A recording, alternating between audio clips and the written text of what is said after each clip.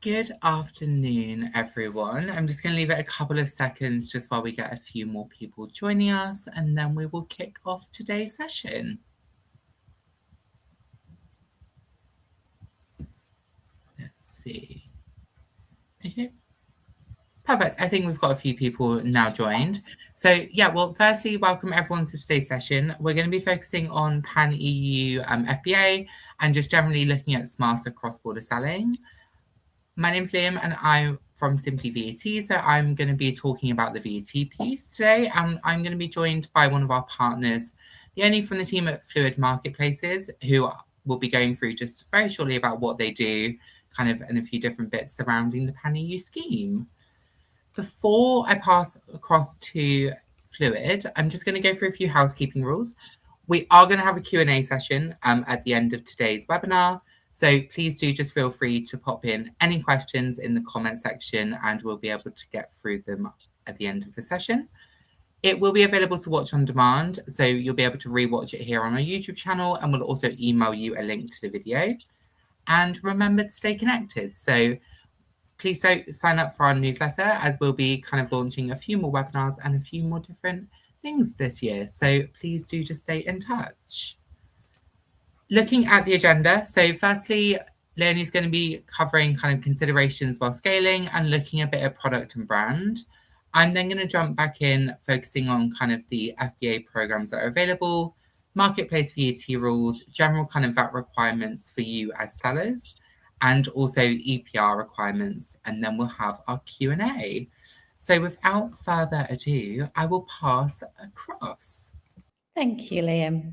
Hi, everyone. My name's Leonie. I am the head of client services at Fluid Marketplaces. We're a full-service Amazon primarily agency based in Manchester in the UK, but we work globally. So we have clients who are based in the US, in Europe, in the UK, who want to trade either in one geography or multiple at a time. We follow quite a clear 4-module business work stream. So with some clients, they come to us just to diagnose and understand what's not working so well, or areas of their business on Amazon that they want to work harder, and we work with them on a project basis. Others want us to stabilize all their listings, their media planning, their general marketing plans that surround their and support their Amazon business. So we stabilize everything and get them ready for growth. That's either for us to take on or for them to in-house. Equally, we have, I'd say 80% of our clients we are on retainer for, and we work with them on scaling. And it's always all about growth, which is what we're here to talk about today. It's mainly scaling into Europe, and all the joys and jubilations that go with that. Ultimately, it's always about expansion. People like to win in a territory and then move on. So we'll be just pointing out some of the considerations today while scaling. So I'd say something that's coming up time and time again with clients of ours who might even be established and have been trading for quite some time in the UK. Amazon are pointing out errors in ID, as simple as addresses not matching up in paperwork that have been submitted at point of registration.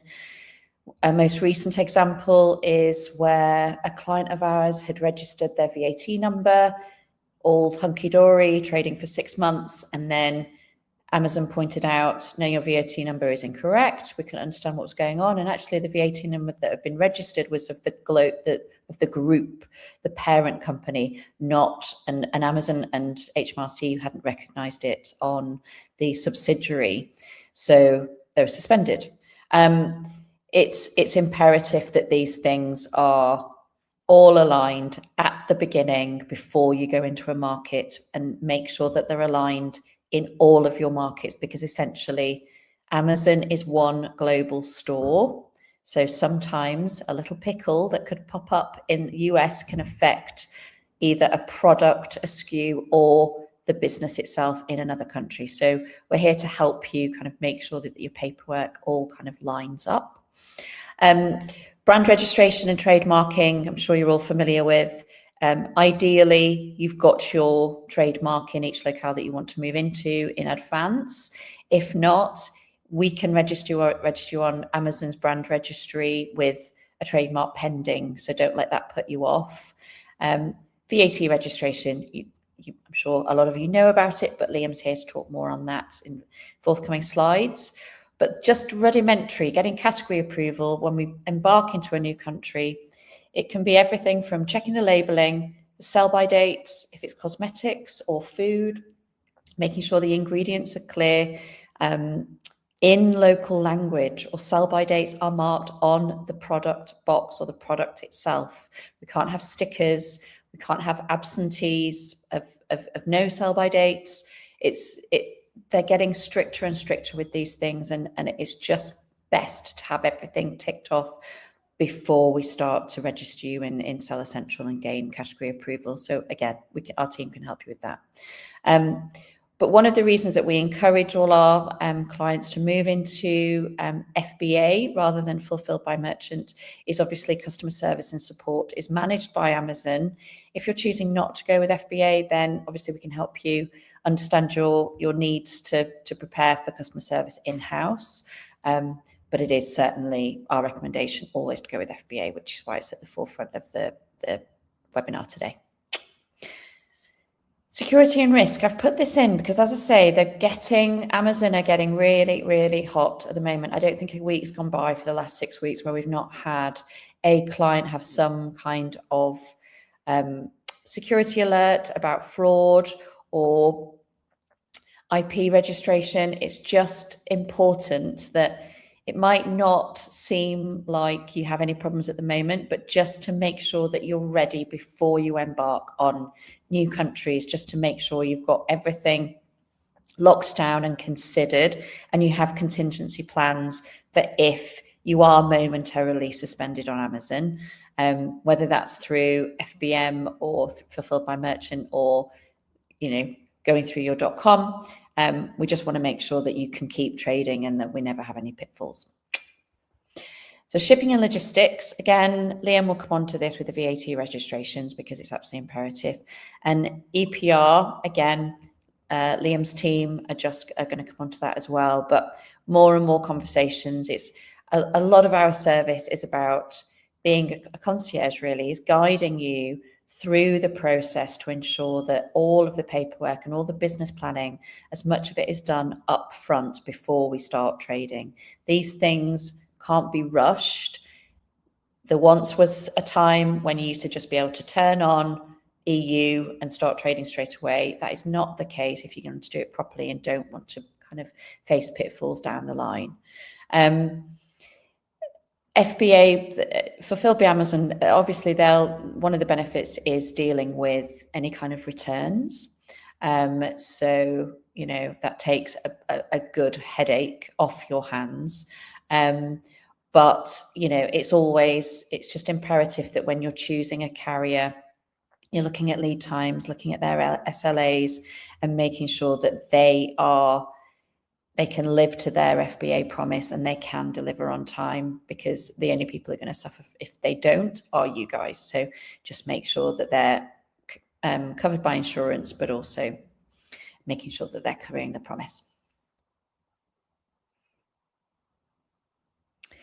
So the majority of our work is front end. So once all the business planning and paperwork's uploaded and kosher, then our job is really to focus on your account health and grow profitably. So making sure that our market specific policies and differences and all the restrictions are adhered to, and that it's really key that in your reputation is managed globally, and we communicate in a way that is understood, it's localized, it's nuanced, it's everything from the copy that we write, the images that we use, but Also looking at compliance and your business admin all kind of comes in under that one umbrella of that account health, so that ultimately you don't just grow on Amazon, you grow as a brand in local market. So product and brand in market, as I said, I've had brands in the past who've just wanted to turn on and start trading and expect they're going to hit the same levels of sales velocity in Spain as they do in France, as they do maybe and have enjoyed in the past in Germany. That's not always the case. We need to do some good market research, understand the customer needs, understand the competition in market, and then look at the current search volumes and the rankings. There's lots and lots of tools out there, but equally all of those tools get their insight from Amazon itself. So there's ways to seek information that is actually free within the console once you gain brand registry. Our team are seasoned marketeers, either on the media side, the retail side, or shopper marketing. And it's our job to work with you and advise on budgets, but also to convey comprehension of how certain tranches of budget are going to work, because it's not kind of, you don't want to be just looking at your ROI as a whole. It's understanding how much money you're going to fuel into awareness of your brand if it's a brand new market for you, versus delivering retention of customers that maybe have already bought from you across a border and are now you're now wanting to trade with them directly. Equally, from a wider comms perspective, we do work with some brands on the DSP, on programmatic, other grocers, in a retail media perspective, or out of home even, to drive sales into Amazon. So it's not just about the budget that you set aside to build your Amazon store, it's budget that you set aside to announce that you're there and then generate sales and maintain those sales and grow. So as I said, that comes down to budgets, but also language consistency. There's lots of brands I'm speaking to at the moment who are building their own AI tools as a repository for local language to make sure that their whole brand is consistent in the language that they use. And also it's accurate, most importantly. But image localization, images that work in Spain might not necessarily work in the Nordics, for example. So just making sure that you've considered the costs behind those as well as the usage. Perfect. Well, thank you so much for all of that, Leonie. That was really insightful. As mentioned, obviously, if you have any questions on anything that has just been spoken about, please do just pop them in the kind of comment section and we'll get to Q&A at the end. But now I will jump in and start looking at the FBA programs. So obviously, this whole session today is looking at kind of Amazon and the different fulfillment options that are available to you when you scale through kind of Amazon's different networks. So you've got obviously the merchant fulfillment network, which is where you do utilize your own kind of 3PL. You've got the European fulfillment network, which is where you select kind of one country to dispatch goods from, and all sales are made as distance sales from that country to other customers. And then, of course, the whole point of today's session, the pan-EU fulfillment. So with this kind of program, you do have lots of different countries that you can choose to fulfill from. Typically, when you do enter into this program, you start with a minimum of 2 or 3, and then you tend to scale upwards. So as you can see, there are quite a few member states available, as well as you do grow into that area. Looking at a quick tip, obviously, just when it comes to your fulfillment settings, as you do begin scaling, you are able to separate this to your listing settings. So you can list your products on all markets, but you can have your fulfillment just come on from either one country or a couple of countries. One thing that we tend to find is that when kind of fulfillment locations aren't set up correctly, especially as you scale in kind of pan-EU, it can cause issues when coming with VAT registrations. For example, there's been a few recent cases of kind of Italy having stock moved there by Amazon, but the client's not holding an Italian VAT registration. Now, based on that, that's causing compliance issues because it's triggering that a VAT registration is required, but because you won't be continuing to use that country as a location for fulfillment, the VAT registration would likely not be approved. So it is just making sure that you are only turning on fulfillment in the locations where you do plan on holding stock. And when it comes to Pan-EU, starting off with it isn't for everyone. Obviously, it's really key to test your products in these markets first and then scale as comfortably as you can, obviously, as you continue to see the growth in these markets. Looking at the marketplace VAT rules, there are a few benefits through selling on marketplaces both in the UK and in the EU.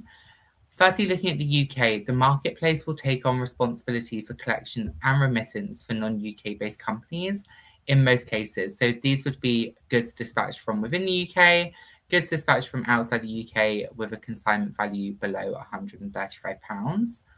And for sellers, you would then be responsible for VAT when the sale is made to a VAT registered business or goods are dispatched from outside UK with a consignment value above £135. Now, I know those rules do sound confusing, but this does not mean that as a seller scaling into the UK, you are not required or don't have an obligation to be VAT registered. As you are still holding stock in your name and sales are made in your company name, you are still required to hold a UK VAT number in order to note these sales. So typically Amazon will be responsible for collection, but you would have to still note them down as line items on the VAT return to note how many sales have been made moving forward.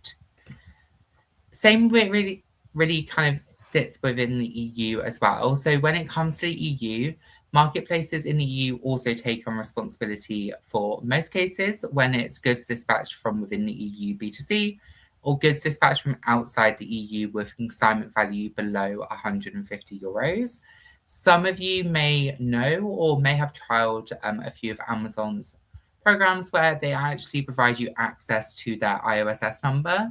I do think if you are considering potentially scaling into the EU, sometimes using the remote fulfillment network, I believe Amazon's now labeled it, to use the IOSS number is a really good market tester. It's not one of the kind of fulfillment programs we've mentioned just because we're more so focusing on direct kind of holding stock today. But I would recommend maybe researching that if you're not so confident to, warehouse at the moment, but you still want to trial the market just to see where your goods may be more popular. When it comes to the responsibility of the seller, typically, again, is when the sale is made to a VAT registered business, the goods are dispatched from outside the EU over €150, or if you're an EU established seller, scaling further within the market into other member states, you are then responsible for collection and remittance of the VAT through your OSS return that you would need to register in the country of your establishment. And again, same stays for the EU as it does the UK. As you are the owner of the stock, you are required to hold that VAT number in the country where you're holding those goods. So if you are on the Pan-EU scheme, say in 3-4 different markets, Germany, Czech, Poland, Netherlands, let's say, for kind of the example, you would need all 4 VAT numbers.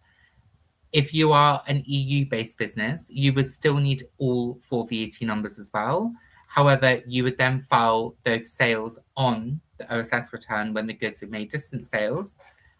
But when it comes to kind of non-EU sellers, you are purely just required to hold the VAT numbers and note those sales made locally. Amazon acts as a deemed supplier on all distant sales moving forward. Looking at the VAT requirements, I thought, again, kind of we briefly touched on this, but I think it might be good to kind of look at it per scheme. So we're looking at the 3 scheme stays, so the merchant fulfillment, the EFN, and the Pan-EU. When it comes to the merchant fulfillment, the VAT registration is required in the chosen country of dispatch. So if you're choosing to warehouse goods in Germany, you would need to register for a German VAT number. The OSS scheme may only be required if you're doing multi-channel supplies, so also own website. I do find that tends to be quite common when people opt into the merchant fulfillment. It tends to be due to them having dual supplies through not just marketplaces, but also their own website sales. And as you are the owner of the goods on your own website, that is where the OSS would need to be kind of obtained and then filed on those distance sales made. But Amazon would still take care of any Amazon sales as you're a non-EU seller. Obviously, if you are EU, you would need to get the OSS anyway and register those sales yourself. That will be the same for all of these schemes as well moving forward. With the EFN, it's quite similar to the merchant fulfillment. Obviously, in this area, you choose the member state, obviously through Amazon, whereas with the merchant fulfillment, it tends to be popular that a lot of clients choosing this option do tend to choose it in a location where they are operating an Amazon store, so Germany, Spain, for example. But it also doesn't have to be through the merchant fulfillment. So you can use a 3PL in, say, the Netherlands, but not open up Netherlands kind of Amazon. Whereas with the EFN, you would need to choose that location. So if it's Germany, get a German VAT number. And then Amazon will act as a deemed supplier on the intercommunity distance sales for yourself as a non-EU business. Obviously, if you're an EU business, then you would still need your OSS and file those on. And then again, the one that we're all kind of here to look at today is the pan-EU. So this is where multiple registrations are typically required. So you would need a VAT registration in every single country that you operate within the pan-EU scheme and that you turn on for warehousing. Specifically, just because when it's warehousing and you're in the pan-EU scheme, Amazon will just take your goods and move them around the locations that you've got open, which is where, going back to the previous point about having those locations really turned off if you're not choosing to enter those markets is really key and is required to make sure that you do keep up compliance. However, obviously, if you do tend to scale up into maybe all of these markets instantly, you just need to obtain all of these VAT numbers and then Amazon can freely move your goods. If, say, you wanted to do Germany, UK, Czech and Poland tend to be quite popular, as well as maybe Spain, and just enter those markets, then you'd only need those 4 or 5 VAT numbers at the moment, and then make sure that, say, Sweden is turned off until you decide to use that as a fulfillment location with that warehouse yourselves. Looking at EPR, so EPR, as kind of Leonie mentioned, is very key at the moment, especially there's a few changes that are happening with Amazon, which I'll go into very shortly. It's also something that we are now able to offer for ourselves at SimplyVAT. So we're able to support our kind of clients a bit further just by getting them registered with their obligations that they are required to be registered and filing for.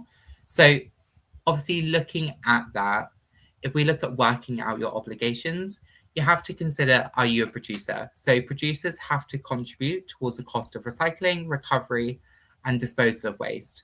You are considered a producer if you manufacture and sell domestically, import into a country with EPR regulations, or sell a product in a country with EPR regulations. If you are doing all of those, or one of those, for example, you are then required to register for the appropriate registrations. Looking at getting registered, there's a few different things as there's a few different categories. I'll touch base on the categories a bit further shortly, but mainly a lot of clients tend to use or need, packaging registrations, batteries, electronics, WEEE. Those are the kind of things that we typically see within EPR. But looking at the getting registered side, so you'd look at the PRO, which is the Producer Responsibility Organizations. It's a government recognized body that is responsible for keeping records of units and weights provided by members, reporting data to governments, collecting fees, financing take-back and recycling. The authorized representative, it's a local legal entity or person that you appoint to act on your behalf. Looking at the reporting and payment, you'd be looking at submitting reports based on weight, material composition, and volume/quantity placed on the market. It could also be forecast specifically for the first year. And with the fees, the PROs will then calculate your fees based on your data. Reporting and payment deadlines vary per country and product category. However, typically they are usually annually. There are only a few different instances where they may be bi-monthly or quarterly, but majority they are annual. So Amazon do operate a pay on behalf scheme as well. So there are some markets where Amazon has a service that they can pay the EPR contributions on your behalf. So they do this in a few different areas. They've got it in Belgium, France, Italy, and the UK. It is also in Spain. Now, it's automatic unless you provide your EPR registration number, but the pay on behalf does end in Spain on August 12th, which, funny enough for me, is also my birthday. So it's a date that I'll never forget when we kind of look at the pay on behalf and the discussions being forward. So when it does come to that, just make sure that if you are selling in the Spanish market, that it is all then kind of turned off, and just made sure that you are then registered, or if you're not looking to kind of sell or get registered for EPR, that you do just exit market before those do come in, because you will be required to have it by that date. To give a bit of insight as well, I would recommend, if you are needing EPR in Spain, 2 acts now. It does usually take around 1 to 2 months to get that registration.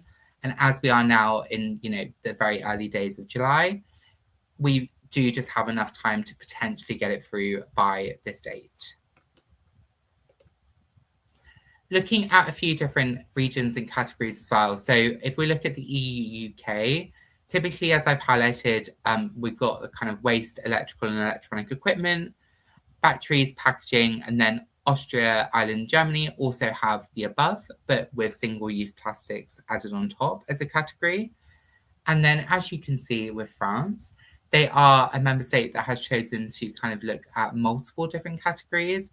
So we've got printed paper and packaging, textiles, toys, sporting and leisure goods, tyres, chemical articles, DIY and gardening, furniture, food service packaging, and medical equipment.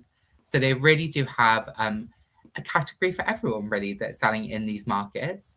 And these are different EPR categories that you would need to register for.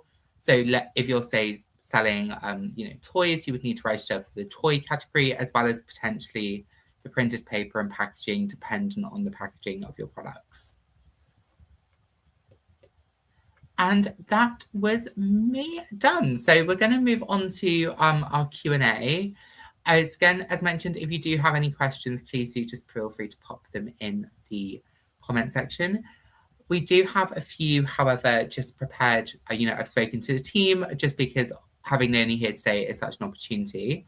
So firstly, Leonie, I have a couple of questions. With your experience, obviously, you've had quite a wide experience and a bit of background in the Amazon sector, and you've worked in the e-com space for a very long time. When it comes to that, do you see any typical trends with market entry, or do people tend to go single market? Do they go double? Do they go for the Pan EU5? What would you say has been most common?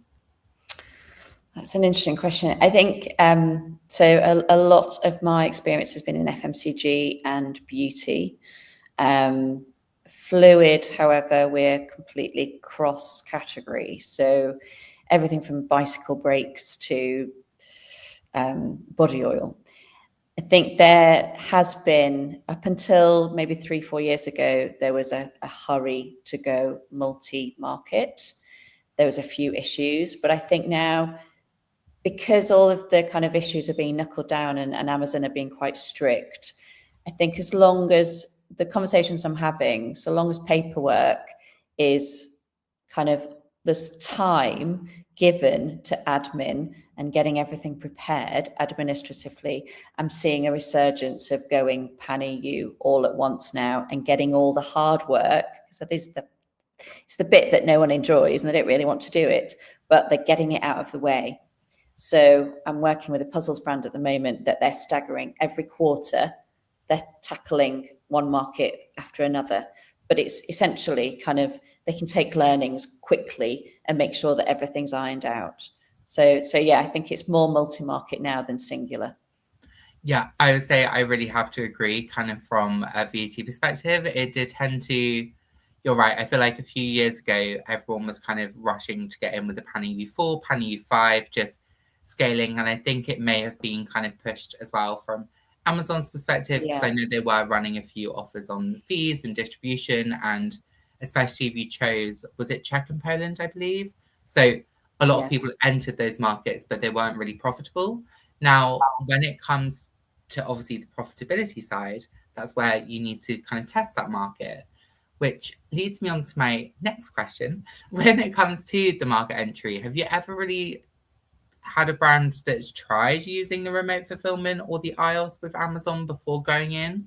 Or do you tend to just see they go straight into kind of FBA, local, or pan EU? It's probably about good old 80-20. We've had a few who've tried the OSS, but it's mainly the former. So yeah, I think it's we normally put them your way and kind of say, talk to Liam. but Yes.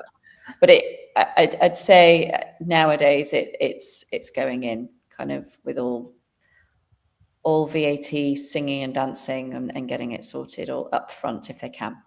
Yeah, no, I agree. And also that leads me on to a question, actually. I believe this one's for me, so I'll just kind of take this bit.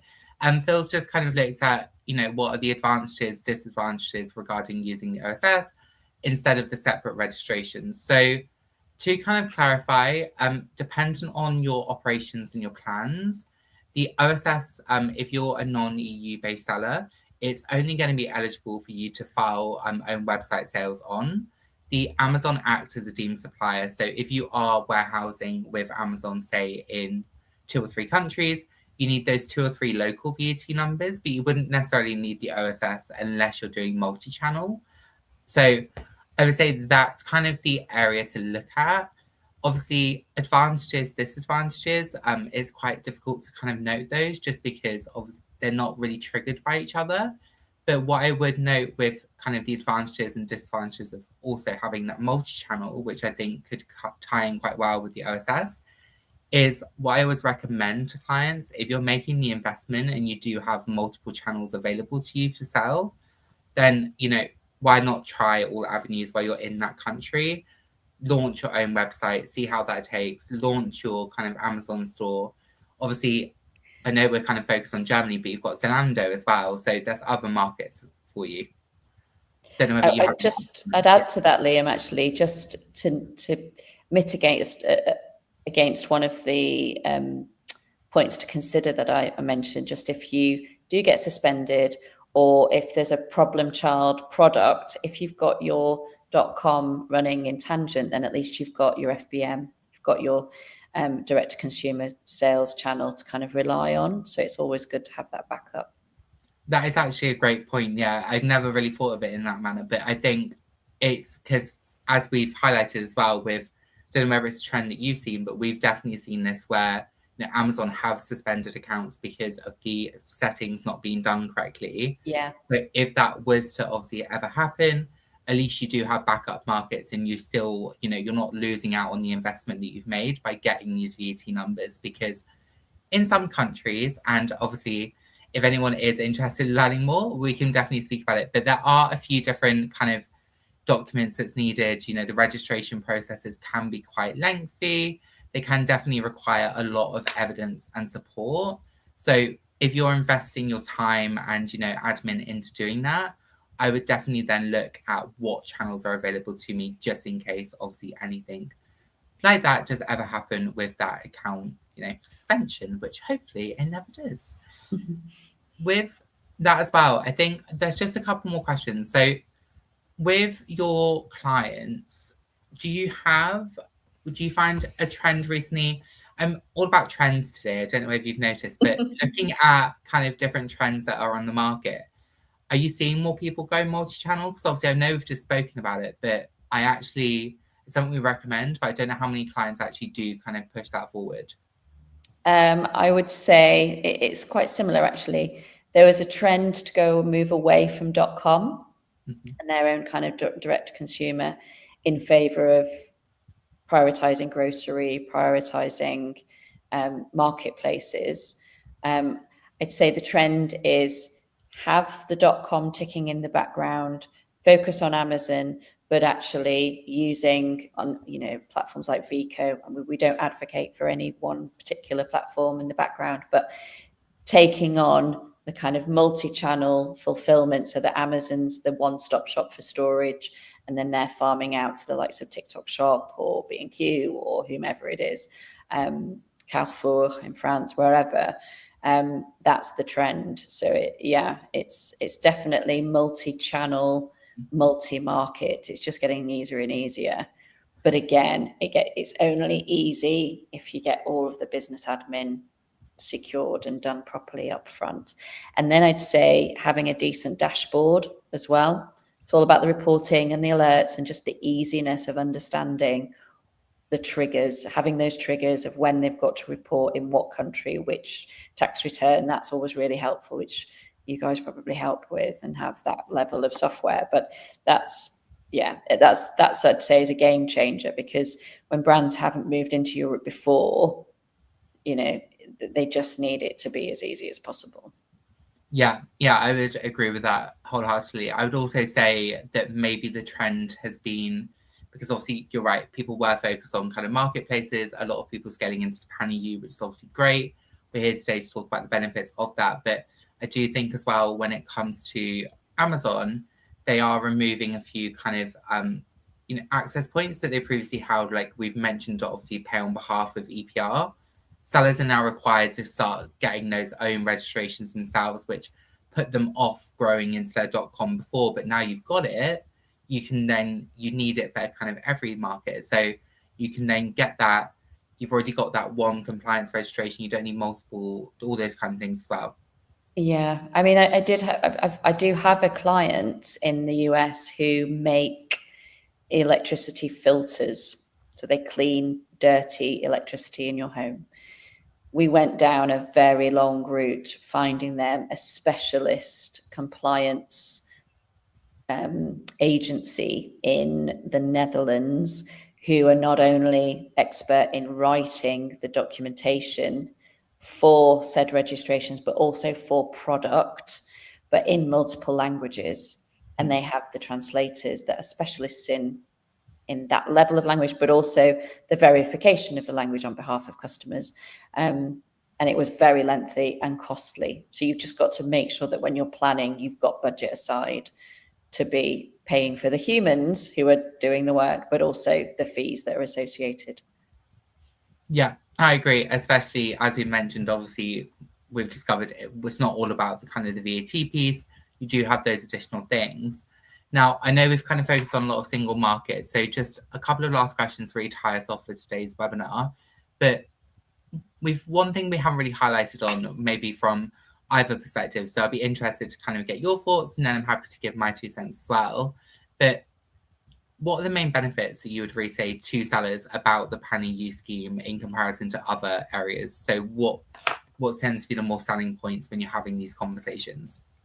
I'd say, firstly, the market is there already. People are buying cross-border, so make their lives easier. I did work for Amazon for quite a lot of time, for quite a number of years, and it's always customer first. If you can make their lives easier and be there with free delivery, then you're going to be notched up the preference fan list of they're going to be coming back and buying from you again. Secondly, it's a lot easier than it's ever been, and as much as the back end Seller Central and some of the systems, they do change, but they've just made a big upgrade recently, and you think you know it, and then you have to learn it all again. It is worth it in the end, because the marketplace is there, and they're there for you to be able to grow profitably if you've kind of done all your due diligence. We have quite a few clients that we've worked with in the past that they might think they're doing really well and their turnover is high, but they've not actually looked at the profitability of each of their products individually. So they're not really growing, and they don't understand why they're growing. Again, it comes down to profit planning per product. So as long as you get that time in to really understand your KPIs, your expectations, and why, to whom, then you're onto a winning streak. Yeah, I would wholeheartedly, again, agree with everything you've kind of mentioned. The other thing I would maybe just add to that as well, as you've highlighted, Amazon, and especially specifically, obviously, the Pan EU scheme, it is already there. It's already a built up kind of marketplace. You've got sellers that are, scaling really profitably over in those areas. So by you launching into that market, you have that guarantee that, you know, other people have been able to scale up.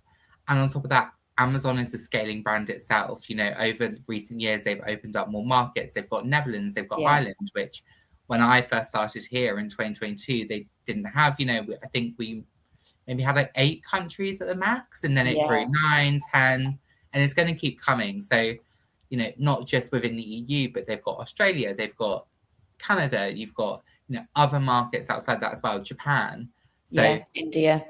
yeah, I mean, it's interesting, and there's often that they're building not only scaling markets, but Amazon within itself is building out teams. We work with a brilliant retail team who are there to support us, supporting clients who are new to seller in the EU, and arguably they've been one of the most reactive and proactive teams I've ever worked with. So, and they're constantly bringing out incentives. So whether it's on promos or delivery, because they've got Amazon Logistics now, you know, there's always incentives in play that you can, just drop us a note and we can talk you through them. But yeah, there's a lot more focus on the back end and the delivery systems than ever before across borders, I'd say. Then now more than ever.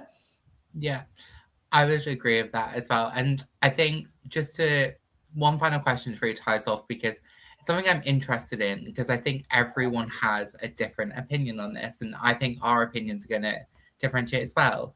But you talk about people looking at, you know, the most overrated markets. I'm interested to know what you think is the most underrated market that's available in Pan EU. What are merchants missing by not scaling into this market, and why do you think people are oversizing it? I'd say from a locale perspective, the Nordics and kind of the smaller. You look at the Belgians, the Dutch. You know, they have been overlooked. Sweden, and everyone expects them to buy from Germany, which when I used to work in the Amazon Prime team was the habit. They would buy cross-border and buy from Germany. And even Germany, you could toggle and they would, the whole of Amazon.de would translate into your local language. It was set up for that. That now is not the case. So we've got certain clients who are retailing very well in bricks and mortar in Belgium, for example, more so than any other market. The profitability scores and their volumes are really high, but you never would have expected that. So it's not, you wouldn't go into a meeting and say, we need to be looking at Belgium first. And actually, they're an Australian brand, homewares, doing really well in Belgium. So, you know, we need to focus our Amazon efforts in Belgium, which we never would have, like I say, you wouldn't write that on a proposal up front. But I think it's the small kind of Benelux and Nordics that we need to be looking at. Yeah, see, that's interesting, because that wouldn't have been what I say. However, I do think it is an overlooked region, definitely. When it comes to kind of like Belgium, Sweden, through my conversations with clients, it's not really touched on markets. My spin on it, I was actually going to say Czech Republic. So the reason why I would say that, obviously, I know it's not a huge Amazon market, but obviously it is one of the main fulfillment locations, and they used to drive a lot of business through to Czech and Poland. Yeah. It's also one of the quickest VAT registration approval timelines. So in the EU, right now, it's 2 to 3 weeks. With those clients that, you know, we all get it, when it comes to this time of year, people are now planning, you know, what am I going to do in Q4? People are starting to trial different markets and get into it ready for 2027. You can register for, you know, France, Germany, that do take a while, you know, 3-4 months normally, maybe with some delays as well. Whilst you're waiting for those, you've got Czech Republic, so you can get your stock on the ground. You can start doing own website if you're a multi-channel. You can start doing other areas. You know, there's quite a few warehousing companies and 3PLs in Czech as well that I think maybe is slightly overlooked, because obviously Germany, as we know, is the main market when we speak about Amazon EU. But because it's the main market, is there other areas that you can then look at whilst you're waiting for that one to come available for you? So that would be my spin, which I think, is something that maybe a lot of people, definitely in recent conversations, we haven't touched on Czech, but used to be very, very popular a while back. I've never traded there. I've never had a client who's traded in the Czech Republic, actually. So that would Yeah, be I don't know for whether me. they have the direct kind of Amazon store. I think that's something that I've always been slightly uncertain of. My understanding is it's mainly a fulfillment location itself. But because of it being a fulfillment location, you can get your stock in there, you can get ready, because it's 2 to 3 weeks. To give a bit more insight to kind of everyone at the moment, kind of Spain is around 4 to 5 weeks. So you wait for that, your goods land. The second Spain comes available, you can move your stock into Spain. Second France comes available, you can move your stock into France, and it's already in the EU. You don't have to worry about waiting for the goods to kind of be imported. You know, you're wanting to import into Germany, but there's no differentiations really apart from maybe the VAT rate at the German border than there is at the Czech border. So get your goods in, and then once they're in, you can begin to move them around. But you've already got that access to market with own website, other marketplaces. You can move your stock, you know, sell freely, distance sales on like Zalando, for example, outside of Amazon, because they also offer remote fulfillment as well. So you can start doing those sales through maybe your OSS number, or if they act as a deemed supplier like Amazon. So that, yeah, it's just something that I've been speaking to a few different clients about recently, and I think it has definitely opened up, you know, other channels for conversation. Interesting. But with that, I think we'll leave that there for today. I think it's been a really interesting session. So again, thank you so much for obviously spending your time this afternoon to kind of go through this. And it was a pleasure to kind of speak with you and look at it in more detail. And thank you, everyone who has paid attention and listened to us go through all this together. And we will be back, I believe, in around 3 weeks with our next webinar. But keep an eye on your emails and we'll get an invite sent across. Thank you so much. Thanks, Liam. Thanks, everyone. Thank Bye-bye. you.